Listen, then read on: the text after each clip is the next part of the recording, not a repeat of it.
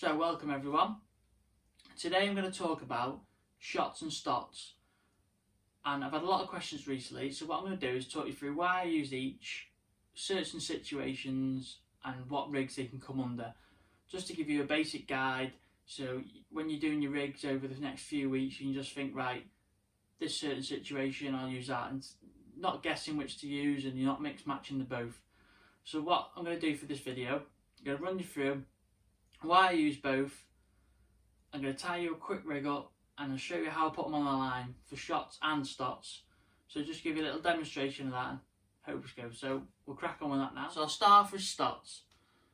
I like to give myself a simple guide to this. So when I'm fishing for big carp in the margins and F1s in shallow water, say 18 inches and above, I'm using heavy floats. So ideally I want the bulk as close as I can to my hook length. So I use number 8 stotz, get as little shot on the line as I can, dead close to the hook length so that rig's nice and stable. But when I'm fishing for F1 shallow, I like to use stotz over shots. It's because I might have to move them around. I'm not saying that shots damage your line more, but stotz seem to move more freely on the line than shot. So what it might be is you might be fishing shallow and you might need a bulk, and then it might go bright and you might need a bulk in one, or you might go really bright and you string your shot out nice so it causes that slow fall. Another advantage of stotz is over shot is you can get on thick main line. So if you're fishing for carp or F1s with 017 and 019 main line, that is my go-to main lines that I use. I can get a number 12 or number 11 on. So on them harder days I can get my float dotted right down. A lot of the time you find shots are really hard to get on your line, so this just makes it dead simple and dead easy. So that's the reasons why I use stotz. Now I'll move on to shot. Right, so shots, I like them to stay on the line. I don't want to move, I don't want to be moving them. I want to set my rigs and that's how I'll be fishing. If I need any trimmers, then I'll add them under the float, but normally 95% of my fishing I'll have my rig shotted and that's how I'll keep it with shot. For example, if I'm fishing for wary carp or silverfish on the drop, I'll have it nicely spread out over an even spread so you can catch them fish on the drop. When you come back, you're not going to be let down. Same goes when you're fishing with bulks for F1s, carp, or even on natural venues. You want your bulk not to let you down.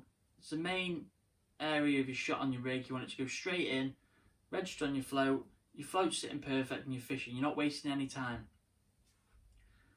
So what I'm going to do now is I'm going to quickly show you how to put a rig on the line, and then I'll tighten it up on this little rig board and we'll put the shot on and I'll just show you how easy it can be.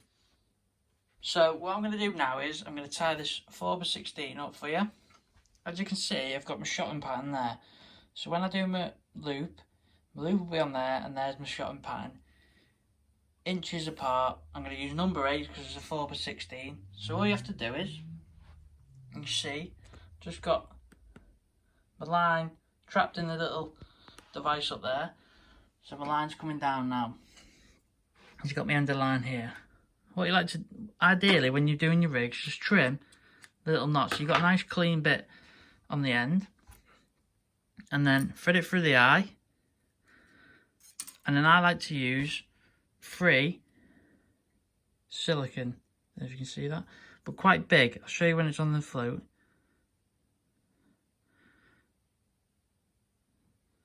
So just put it on that one first, just show you on the float. You want it quite big so it doesn't move around on your line, on your float, sorry. So it keeps everything nice and stable, you're not fishing over depth then.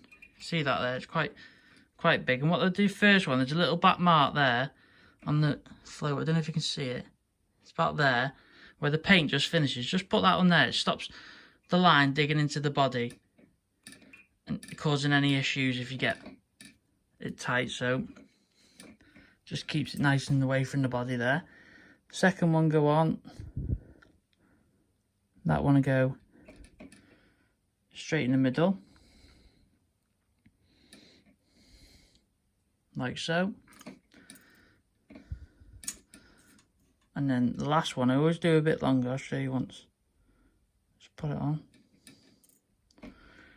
And the last one, I like to do it a little bit longer and just leave a bit on the end, a couple of mil.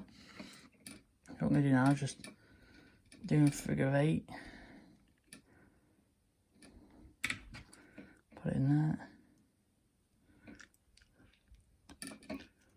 So I'm just tying a knot now. What I'll do is I'll put the knot on the loop over there. So I got my rig on the stick, so I can move it up. So I move my rig up. It's nice and trapped, nice and tight. Dead pingy. So what I'll do now is get my first number 8, and put it on my line where I want it. So nicely in the slot, and then you can see there, just pushing it so it's nice and tight, and I'll just put it, close it up with the pliers. Make sure your pliers are nice and flat so it doesn't damage your shot. What you can do is, before it's nicely locked in place, so you know that's 1 inch. So what I'm going to do is just do the other one. Try and get in the groove. Can't see. Better if you have a light and stood over the top. So, in place.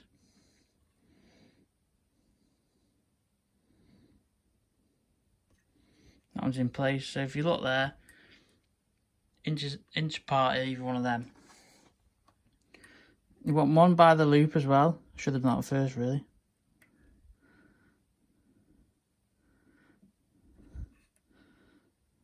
So that shot there I've just put on now is going to be the closest to your hook.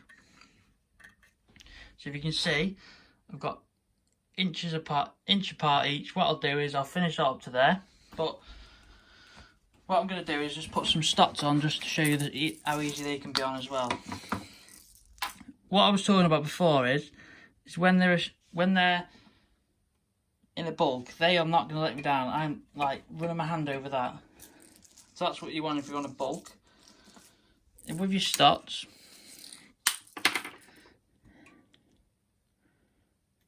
get it on there. What you find is you just trap that. They run a lot easier than the shot. Shot, you have to wet your line. With that, I'd recommend wetting your line with a stot, but that's how you put it on. Try and zoom in for you there. So what you're going to do, get shot, stot in between the groove there. Get your pliers flat. Make sure it's right at the back of the groove and it's on there. And then you've created a little bulk there. So that's how I put them on my line. I'll just finish off that other one. So what we'll do is we'll use the stotz. So what you can do is all you need is a piece of wood, a few nails, just trap the line at the top. And what you do is when you got your shot in, so you get your float, shot it up, take a note of what it takes, and what you can do is just bring it down, and then obviously they're shot, but all of them will be stocked in the perfect line. If you just look down here, I've got bulk and 2 droppers, so that's 6 inches to there and then 6 inches there. So what I'll do is, say for example, I'll just turn it over here to now.